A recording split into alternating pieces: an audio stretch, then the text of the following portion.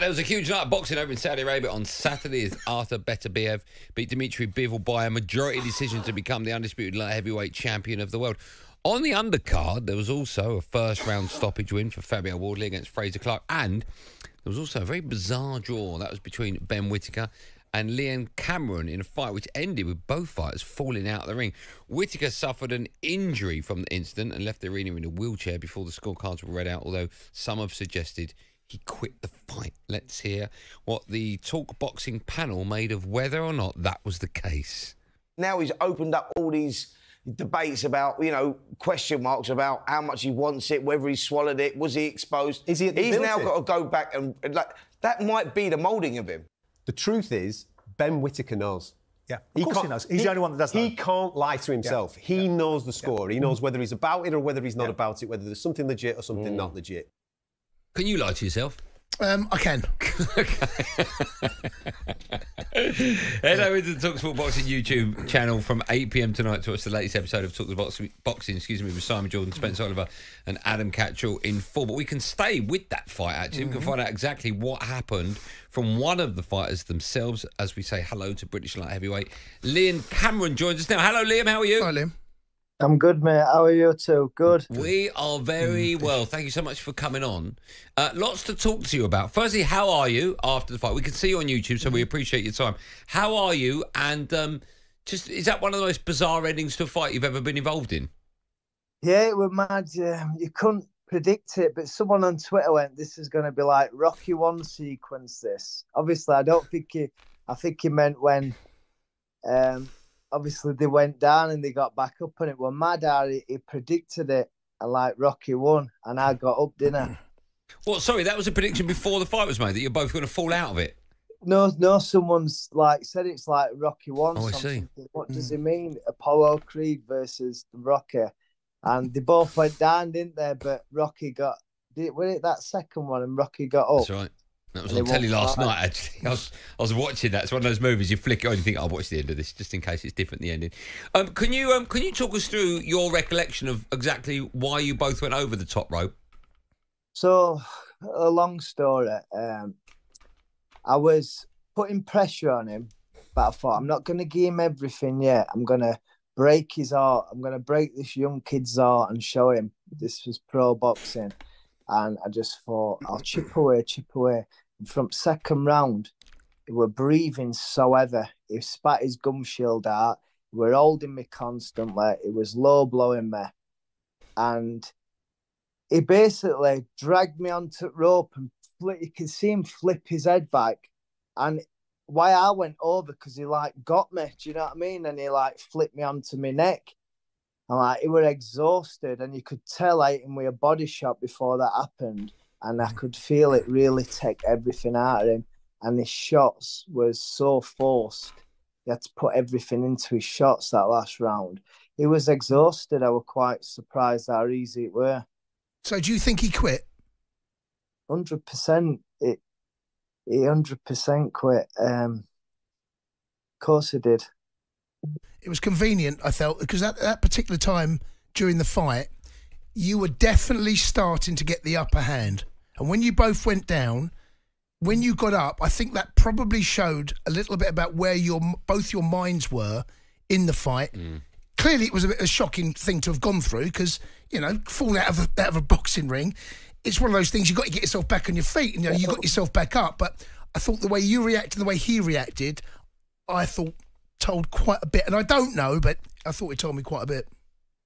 I had his body on top of me, and I had the security holding me down a bit, so I would have got up faster. And I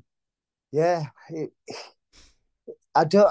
Do you know what it is? I don't want to be critical of the lad, but it was not nice all fight week. I saw him at airport, and I like nodded to him because I'm a gentleman, and I thought I'll be nice. We hadn't got to fight yet, and he completely blanked me and stuff.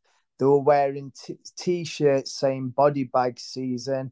It was slagging my clothes off, my nose. Like, obviously, I've got no money at the minute. Well, I didn't have. And, like, he's got all this Louis V, and he was talking down to me, and people might have got my same clothes on what wearing. I thought, do you know what? I'm going to get you. I'm going to keep calm. I'm going to show you in that ring.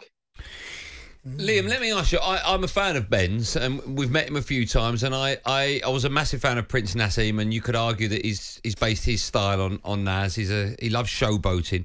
I didn't really see any of that in this fight. And what you've just told me about how you felt he treated you leading up to the fight, did that, all of that, what I've just said about the showboating and how he reacted or didn't react when he saw you, did that make you even more determined to win the fight? Yeah, more determined.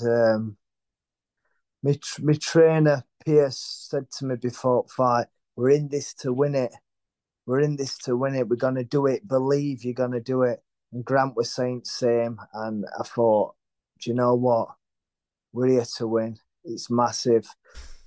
And I just couldn't believe it all, what was going on. I'm here. Give it everything. There's millions of people watching however I'm in. And I thought, do you know what? I'm going to give it everything.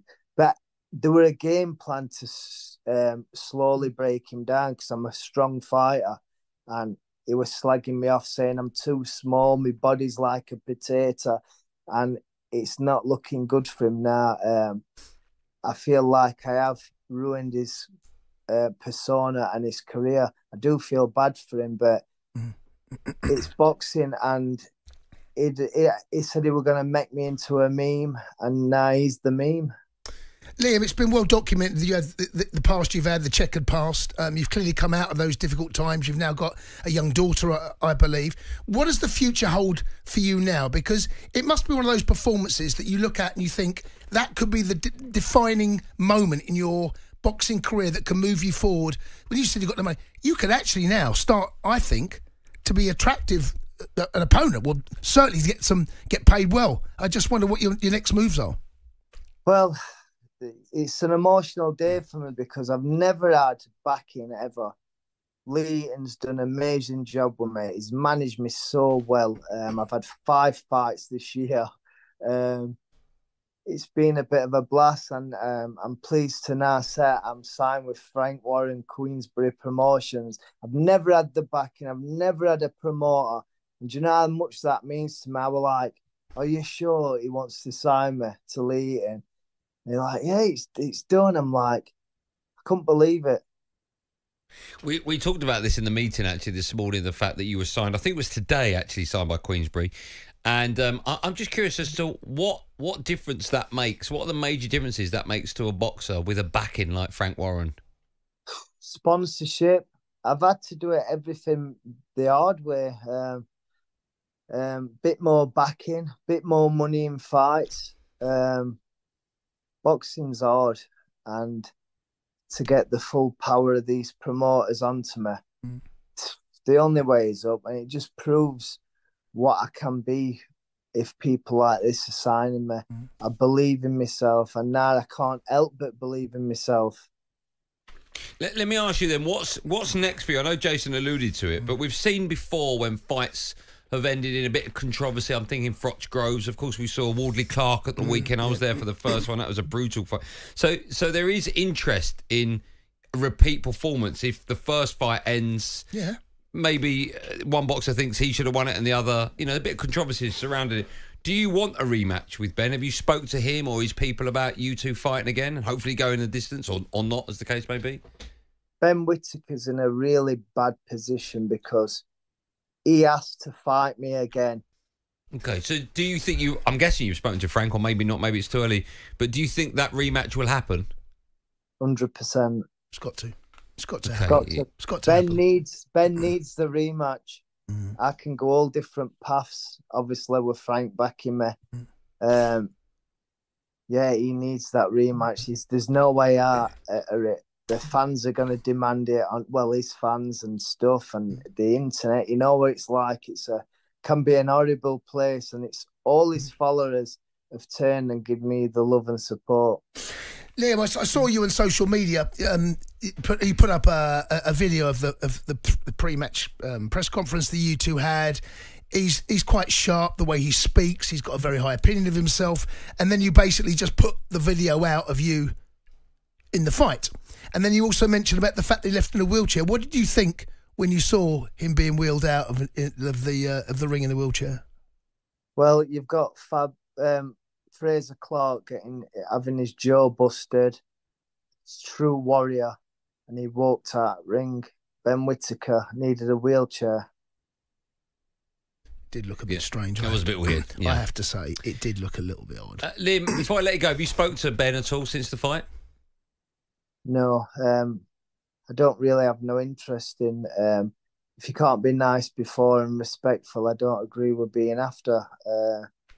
I'd like to thank Riyadh season. Hopefully they can have me back as well. It was an amazing time out there. My full team, what come out, it was unbelievable. Yeah. Brilliant stuff. Listen, thank you for coming on. Are you back? Are you back home now? Are you still out there? I'm back home now. I like home. I don't venture far. Okay, well, listen, maybe if you decide one day to venture far into our studios, we'd love to have you as a guest and have a proper 100%. sit down with you. 100%. Okay, Liam. Listen, it was an interesting fight to say the least, and I love how you've come out of it. You know, you fancy yourself, and rightly so. I understand it. As Jason alluded to earlier, you know, out of the two, you look the stronger fighter. Oh, without question, you were on top. I agree. Without question. And I hope, I'm sure that rematch will happen. I hope for you and for Ben and for fight fans, it does. I should be the IBF International and WBO Global Champion. They should have been my kids' belt, but everyone thought I won. I thought I won, but it is what it is. Yeah. Let's do the rematch. Okay, I'm sure it will happen. Yeah, Liam, thank you for coming on. Cheers, Liam. Have a good one. I'll speak to you in a bit. Thank you. Take care. Cheers, bud. Thanks, man. There you go, Liam Cameron, who was fighting Ben Whittaker at the weekend. Yeah. Went over the top rope. On AM, on DAB, via the talkSPORT app and on your smart speaker. talkSPORT.